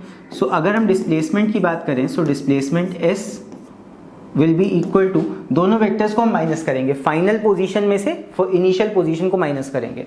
सो ये हो जाएगा i को i से माइनस करेंगे, i वाले टर्म को, तो ये हो जाएगा 10 - 6, ये हो जाएगा i कैप। फिर उसके बाद j वाले टर्म्स को देखो, ये हो जाएगा प्लस -2 और -5, ये हो जाएगा j कैप, और यहाँ पे है प्लस 7 -3, और ये हो गया k कैप। तो i को i वाले के साथ माइनस करा, j को j वाले टर्म के साथ माइनस किया, और k को k वाले टर्म के साथ माइनस किया। ये हम डिस्प्लेसमेंट निकाल रहे हैं, ठीक है, डिस्प्लेसमेंट वेक्टर हो जाएगा ये। तो यहाँ पे वैल्यू कितना आएगा, 10 - 6, ये हो जाएगा 4 i कैप, यहाँ पे -2 - 5 हो जाएगा -7, और ये j कैप प्लस 7 + 3, ये प्लस हो जाएगा माइनस, ये हो जाएगा 10k कैप। ये आ गया डिस्प्लेसमेंट। हमें फोर्स का वैल्यू दे रखा है, हमें फोर्स का वेक्टर पता है, तो यहाँ पे हमसे पूछा गया है कैलकुलेट द वर्क डन। बहुत ही सिंपल है, वर्क डन क्या होता है, work is equal to force और डिस्प्लेसमेंट का डॉट प्रोडक्ट, और यहाँ पे सब आई जे के फॉर्म में दे रखा है, तो कॉस थीटा यूज करने की जरूरत नहीं है, सिंपल यूज करो फॉर्मूला। तो यहाँ पे क्या हो जाएगा, एफ डॉट एस, आई को आई वाले टर्म के साथ मल्टीप्लाई कर दो, मतलब ए एक्स बी एक्स, और फिर ए वाई बी वाई और ए जेड बी जेड। तो यहाँ पे क्या हो जाएगा, पहले फोर्स का ये देखो, आई के साथ में क्या है 10, और डिस्प्लेसमेंट में आई के साथ क्या है 4, तो ये हो जाएगा 10 × 4, आई का टर्म आई वाले टर्म के साथ मल्टीप्लाई होगा। फिर फोर्स में देखो जे के साथ क्या है -3, तो प्लस लगाया, -3 × इसमें जे के साथ क्या है -7, ये हो गया, प्लस यहाँ पे 6 है के के साथ, यहाँ पे 10 है के के साथ, तो ये हो जाएगा 6 × 10। बस सॉल्व कर लेंगे, 10 4 ज़ा 40 हो गया, ये हो गया माइनस प्लस 7 3 ज़ा 21, और ये हो गया 6 10 ज़ा 60, 60 40 हो गया 100 प्लस 21, ये हो जाएगा 121 जूल्स। सो वर्क डन कितना आ गया, 121 जूल्स। यही हमसे पूछा गया, तो यहाँ पे हमने निकाल लिया है। सो आई होप ये वाला क्वेश्चन समझ में आ गया होगा तुम लोग को। चलो इसके बाद बढ़ते हैं अभी नेक्स्ट क्वेश्चन की तरफ। सो यहाँ पे है if vector A vector is equal to I plus C J plus 5k, सब में कैप लगा है, and vector B is equal to 2i cap plus j cap minus k cap. So यहाँ पे हमें बताना है they are perpendicular then calculate the value of C. So ये दो वेक्टर्स आपस में परपेंडिकुलर अगर हैं तो हमें यहाँ पे c का वैल्यू जो कि ये दिया है अननोन, इसका वैल्यू बताना है। कैसे बताएंगे देखते हैं। तो यहाँ पे दोनों वेक्टर्स आपस में परपेंडिकुलर हैं, तो परपेंडिकुलर वेक्टर्स यानी कि दोनों के बीच का एंगल कितना है 90 डिग्री। a ऐसे है b ऐसे है, दोनों आपस में 90 डिग्री पे हैं, ये a और b के बीच का एंगल है। तो यहाँ पे हम क्या लगा सकते हैं, यहाँ पे हम डॉट प्रोडक्ट का फॉर्मूला लगा सकते हैं।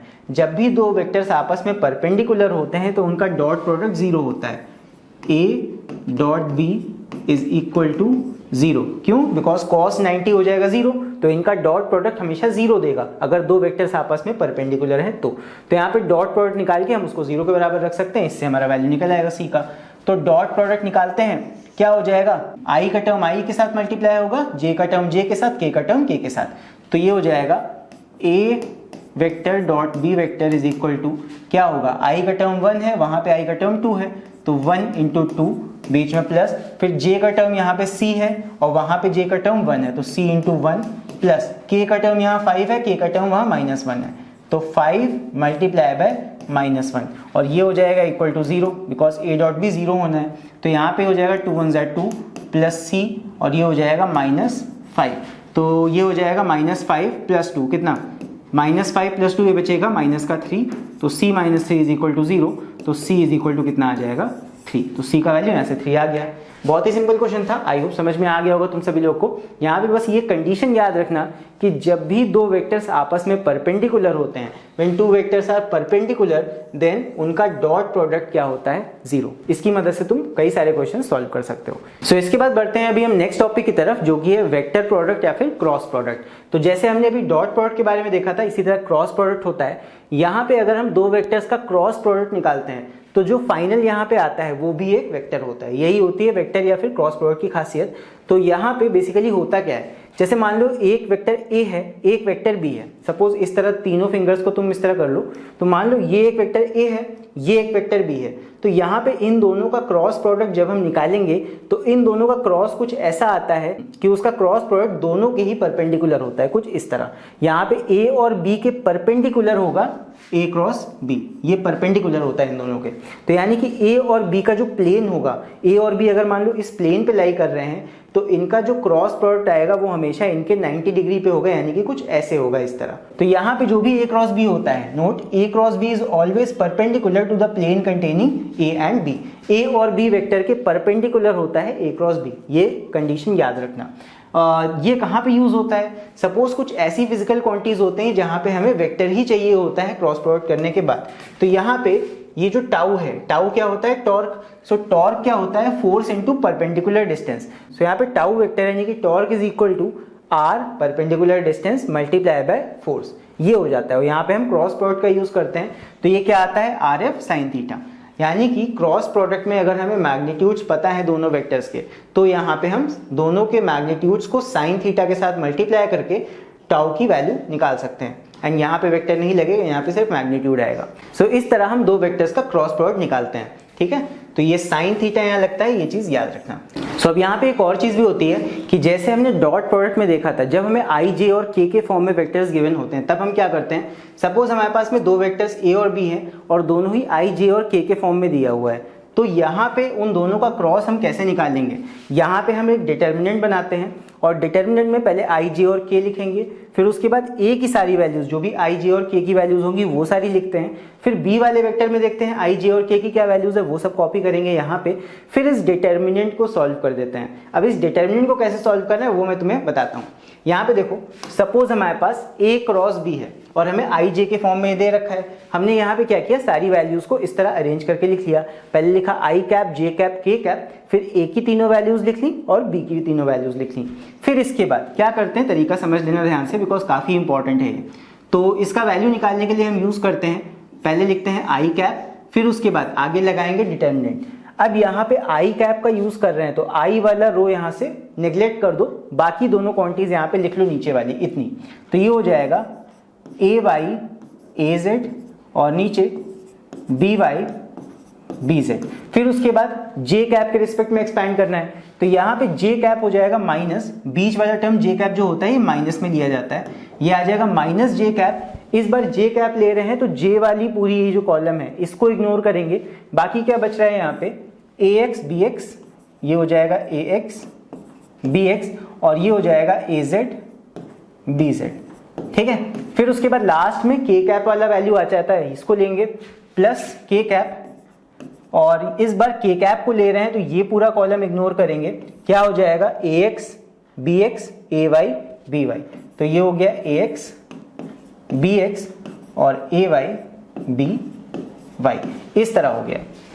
तो ये फॉर्मूला याद रखना ए क्रॉस बी करने का। सो इतना करने के बाद में अब इसको सॉल्व करना बहुत आसान हो जाता है। देखो ये जितने भी हमें छोटे छोटे डिटरमिनेंट्स दिख रहे हैं इनको सॉल्व करने के लिए हम क्या करते हैं, हम क्रिस क्रॉस मेथड करते हैं। जैसे मान लो यहाँ पे है ए वाई बी वाई और ए जेड बी जेड, तो इसको सॉल्व करना बहुत आसान है। क्या करोगे, ए वाई को मल्टीप्लाई करोगे यहाँ पे बी जेड के साथ, माइनस ये हो जाएगा ए जेड बी वाई माइनस ए जेड बी वाई, यानी कि इसको मल्टीप्लाई किया इसके साथ इस तरह, इसको मल्टीप्लाई किया इसके साथ, माइनस लगाया और फिर इसको मल्टीप्लाई किया इसके साथ, तो इस तरह सॉल्व हो जाएंगे। इसी तरह ये भी सॉल्व होगा, इसी तरह ये भी सॉल्व होगा और इसी तरह ये भी सॉल्व होगा। तो इसी तरह हम सारे डिटरमिनेंट्स को सॉल्व कर लेंगे एंड फाइनल जो हमारा वैल्यू आएगा उसको लिख के यहाँ पे अपना आंसर बता देंगे। सो क्रॉस प्रोडक्ट में ये नहीं कहूँगा कि मुश्किल होता है, बट हाँ थोड़ा सा लेंदी जरूर होता है, इतना मान सकते हैं।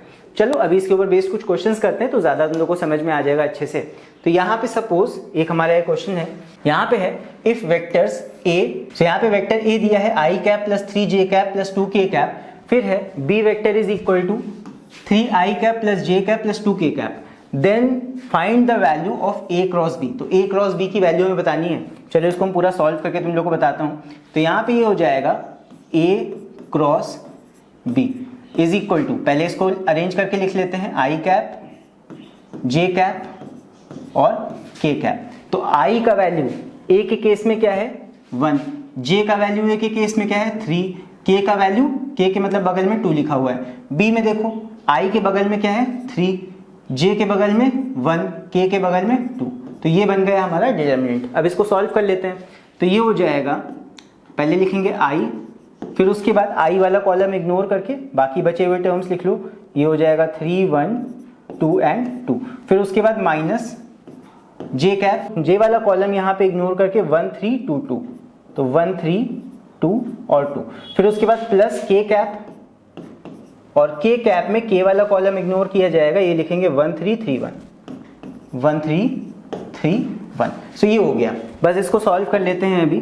तो सॉल्व करने का तरीका जो मैंने बताया था वही होगा, this into this minus this into this, तो ये हो जाएगा 3 2 6, इसको इससे मल्टीप्लाई करना है, देन माइनस 2 1 2, फिर उसके बाद माइनस जे कैप ब्रैकेट में 1 इंटू 2, ये 2 आएगा, फिर 2 इंटू 3 6 आएगा, सो 1 इंटू 2 2 माइनस 3 इंटू 2 6, फिर प्लस के कैप, ये हो जाएगा 1 1 1 माइनस 3 3 9। अब इसको सॉल्व कर लेते हैं। तो ये हो जाएगा कितना 6 माइनस 2, ये हो गया 4 आई कैप माइनस, ये हो जाएगा 2 माइनस 6, ये 4 हो जाएगा माइनस का, माइनस माइनस प्लस, तो ये हो गया 4 जे कैप, फिर उसके बाद यहाँ पे के कैप 1 माइनस 9, ये हो जाएगा माइनस का 8, तो माइनस 8 के कैप। ये आ गया हमारा ए वेक्टर क्रॉस बी वेक्टर का आंसर। चेक कर लो, 4 आई कैप प्लस 4 जे कैप माइनस 8 के कैप। सो इस तरह हम क्रॉस प्रोडक्ट निकाल सकते हैं। बहुत ही सिंपल मेथड होता है, बस थोड़ा सा तुम्हें इसकी प्रैक्टिस करनी पड़ेगी, एक बार ये तरीका समझ में आ जाएगा, इसमें कुछ भी रटने जैसा नहीं है। फिर चलो इसके बाद अभी देखते हैं एक और क्वेश्चन, इसको सॉल्व करते हैं। अब यहाँ पे 3 पार्ट्स हैं इस क्वेश्चन में, यहाँ पे मैं एक पार्ट सॉल्व करूंगा, बाकी के 2 पार्ट्स तुम लोग सॉल्व करना। सो यहाँ पे है if A vector is equal to, यहाँ पे भी ए वेक्टर का वैल्यू हमें दे रखा है 2i cap plus 3j cap plus k cap, और बी वेक्टर का वैल्यू दे रखा है 3i cap plus 2j cap plus 4k cap. तो फाइंड करना है हमें a क्रॉस b और b क्रॉस a, और फिर a plus b plus a minus b, इन दोनों का क्रॉस फाइंड करना है। तो यहाँ पे मैं एक बता देता हूँ, मैं थर्ड वाला बता देता हूँ जो सबसे टफ है, बाकी ये दोनों इजी हैं। a क्रॉस b करना है, a को पहले लिखो, b को बाद में लिखो और इनका क्रॉस प्रोडक्ट निकाल दो। b क्रॉस a करने में क्या होगा, पहले b वाली वैल्यू लिखी जाएंगी, सेकेंड रो में b की वैल्यूज आएंगी और a की वैल्यू बाद में आएंगी। ये दोनों पार्ट तुम लोग करना, मैं थर्ड पार्ट कर रहा हूँ। देखो थर्ड पार्ट में पहले तो हमें ये निकालना पड़ेगा a vector plus b vector का वैल्यू और a माइनस b वेक्टर का वैल्यू। तो सबसे पहले हम इन दोनों को निकाल लेते हैं, थर्ड पार्ट में कर रहा हूं यहाँ पे। चलो देखो, तो यहाँ पे सबसे पहले हम निकाल लेते हैं a प्लस बी। तो a प्लस बी के लिए मैं डायरेक्ट करूंगा, i की वैल्यू i के साथ ऐड होगी, j की वैल्यू j के साथ और k की वैल्यू k के साथ। तो ये हो जाएगा 2 plus 3 5i plus 3 plus j 3 plus 2 5 j cap, और फिर k की वैल्यू ऐड होंगी 1 प्लस 4, ये हो जाएगा प्लस 5 k कैप, ये आ गया 5। ठीक है, फिर उसके बाद में हमें निकालना है a minus B. So a minus B आ जाएगा इज इक्वल टू 2 माइनस 3, ये हो जाएगा माइनस का i कैप, फिर उसके बाद 3 माइनस 2, ये हो जाएगा प्लस का j कैप, फिर उसके बाद 1 माइनस 4, ये आ जाएगा माइनस 3 k कैप। सो ये दोनों वेक्टर समय आ गए। हमें क्या निकालना है, इन्हीं दोनों का क्रॉस निकालना है। तो बस इनका क्रॉस कैसे निकलेगा, ये आ जाएगा a vector plus b vector cross product by a vector minus b vector. Cross product निकालने के लिए वही तरीका है, पहले i कैप लिखा जाएगा, फिर j कैप लिखा जाएगा और फिर k कैप लिखा जाएगा लास्ट में, ये हो गया। फिर उसके बाद पहले वेक्टर में, यहाँ पे पहला वेक्टर a प्लस बी है, तो a प्लस बी वाले वेक्टर में i, j और k के वैल्यू तीनों 5 5 हैं, तो ये हो जाएगा 5 5 और 5। फिर उसके बाद सेकंड वेक्टर हमारा क्या है, a माइनस बी, तो यहाँ पे i, j और k के सारे वैल्यूज लिखने हैं। तो i का वैल्यू -1 है, j का वैल्यू +1 है और k का वैल्यू -3 है। बस इस डिटर्मिनेंट को सॉल्व कर देते हैं, तो ये हो जाएगा i कैप। उसके बाद में यहाँ पे इसका कॉलम इग्नोर करेंगे, ये हो जाएगा तुम्हारा 5 1 5 और -3। फिर उसके बाद माइनस j कैप, बीच वाले टर्म पे माइनस लगता है j पे, j वाला कॉलम इग्नोर करेंगे, 5 -1, ये हो जाएगा 5 -1 और इधर है 5 और -3। फिर उसके बाद प्लस k कैप, फिर उसके बाद k वाला कॉलम इग्नोर किया जाएगा, ये हो जाएगा 5 -1 और 5 +1, ये हो जाएगा 5 -1 और 5 +1।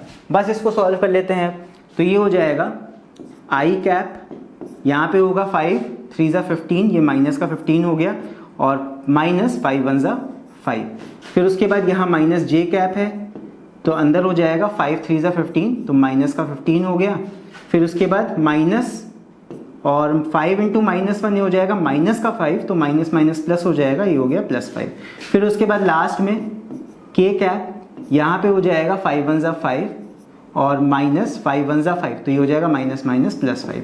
ठीक है, अब इसको सॉल्व कर लो, ये कितना आएगा, ये हो जाएगा 15 और -5, ये आएगा तुम्हारा माइनस का 20 i कैप। फिर हो जाएगा यहाँ पे -15 + 5, ये माइनस का 10 हो जाएगा अंदर, और माइनस माइनस प्लस, तो ये हो जाएगा प्लस का 10 j कैप। फिर उसके बाद लास्ट में यहाँ पे हो जाएगा प्लस 5 + 5 यानी कि 10 k कैप। सो ये आ जाएगा इन दोनों का क्रॉस प्रोडक्ट, देख लो इस तरह हो जाएगा ये। अब बाकी के ये दोनों पार्ट्स हैं, फर्स्ट और सेकंड, ये दोनों तुम लोग करना, ये दोनों तुम लोग का होमवर्क है। सो आई होप ये वाला क्वेश्चन तुम लोग को समझ में आ गया होगा अच्छे से।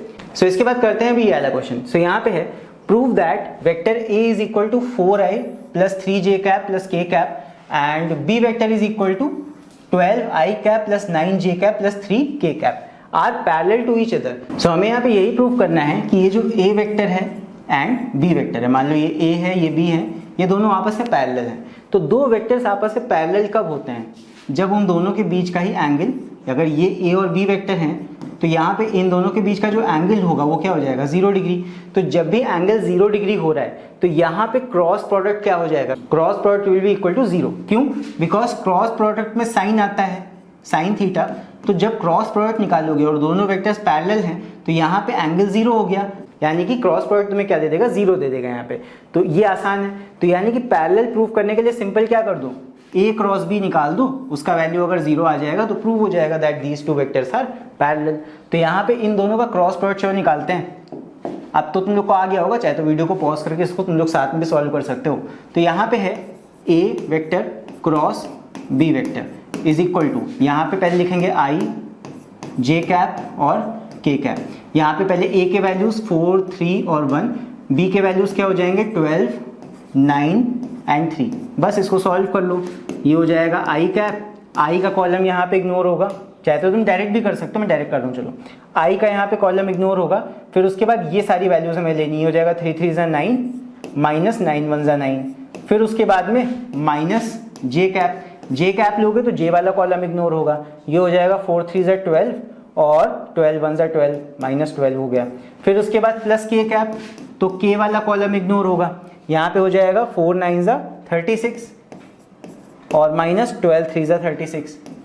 तो देख लो सारी ब्रैकेट्स में जीरो हो जाएगा, ये भी जीरो, ये भी जीरो और लास्ट वाला भी जीरो, यानी कि ये आ गया इक्वल टू जीरो। तो सिंस इनका क्रॉस प्रोडक्ट जीरो है, since this cross product is zero, यहाँ पे भी लिख दो since A cross B is equal to zero, therefore A vector and B vector are parallel. So यहाँ पे ये दोनों पैरेलल हो जाएंगे। सो आई होप ये वाला क्वेश्चन समझ में आ गया होगा। मेन यहाँ पे कॉन्सेप्ट है, बाकी क्रॉस प्रोडक्ट निकालना हो तुम लोग को अब तक आ ही गया होगा। सो आई होप ये सारी चीजें तुम लोग को अच्छे से समझ में आ गई होगी। सो अभी तुम लोग का टॉपिक प्रोजेक्टाइल मोशन बचा है, तो ये हम लोग करेंगे अब अगले वीडियो में, बिकॉज ये वीडियो ऑलरेडी काफी लंबा हो चुका है, तो इसको हम देखेंगे अगले वीडियो में। सो तुम लोग को ये वीडियो कैसा लगा मुझे कमेंट्स में लिख के जरूर बताना। अगर वीडियो पसंद आया हो तो वीडियो को लाइक जरूर करना, और बाकी अगर चैनल पर नए हो तो चैनल को सब्सक्राइब करना, और सब्सक्राइब करने के साथ साथ बेल आइकन को प्रेस करना ताकि अगला वीडियो तुम लोग को जरूर से मिल जाए। तो इसी के साथ चलो फिर मिलते हैं नेक्स्ट वीडियो में, तब तक के लिए take care, see you and bye bye.